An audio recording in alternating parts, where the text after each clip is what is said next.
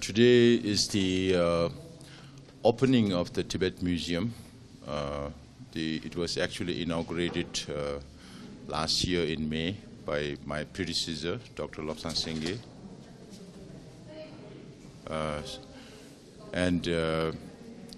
It took some months to get these things ready, and today we are inaugurating the Tibet Museum, which is much more bigger in size, in content, and in space, both compared to the museum that we had at Zuglakhang before.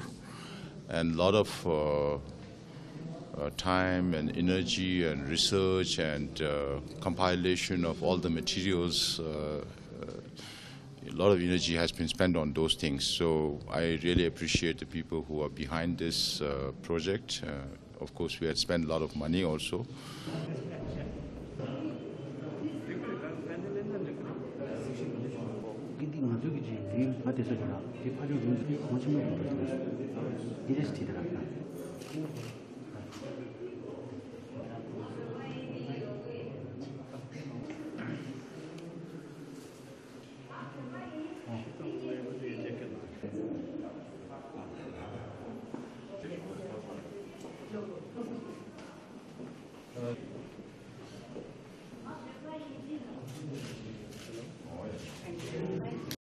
Therefore, now what is more important is to make sure that the energy, the time, and the money that we have put in should be purposeful.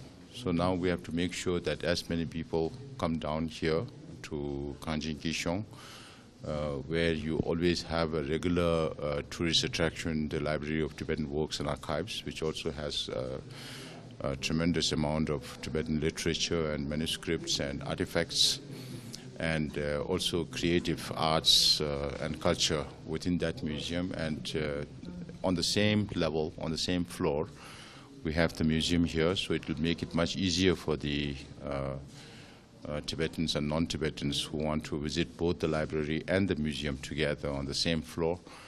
And of course, there are some more things to be done, apart from what you can see here and what you can listen, because some of the facilities are only for one individual to listen.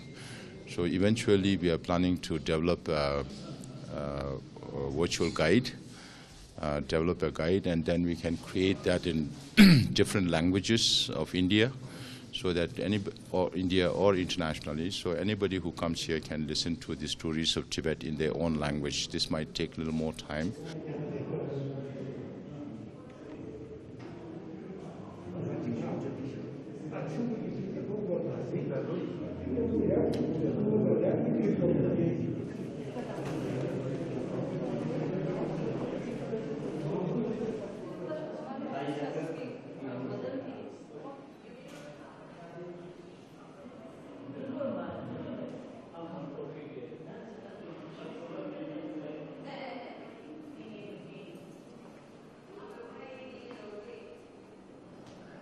I'm very happy that our predecessor had taken this initiative, and now it has come to fruition. And it's time for now people to get the opportunity to see the history of Tibet, the struggle that Tibetan people went through, and the hospitality that is granted by the Indian government and other governments around the world to support the Tibetan cause. And of course, there are so many ways of disseminating information on Tibet, and this is one of the best ways so that people can come here, see for themselves, listen to stories, listen to what has happened to Tibet, and then perhaps people will get interested in Tibet, and even those who does not know anything about Tibet, might gain interest in Tibet and support the Tibetan cause. And that is what we wish for. And I want to thank Trishpinzo, who is the lead person in getting all this organized has done a tremendous job over the last few years. This has not been, I'm sure it has not been an easy job, because there's so many people involved in every section of this museum.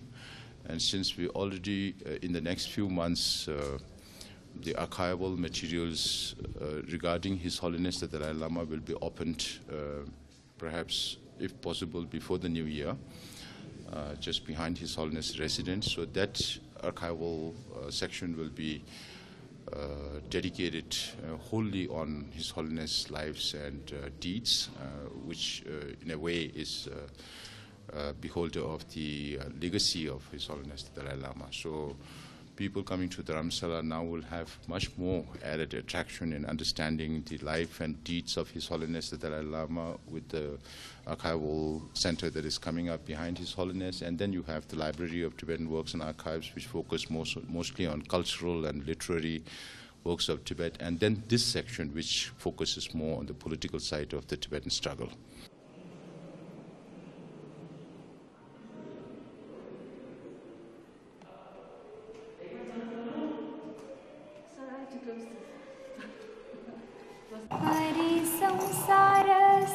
बहिणाबाईंची जात्यावरची ओवी म्हणजे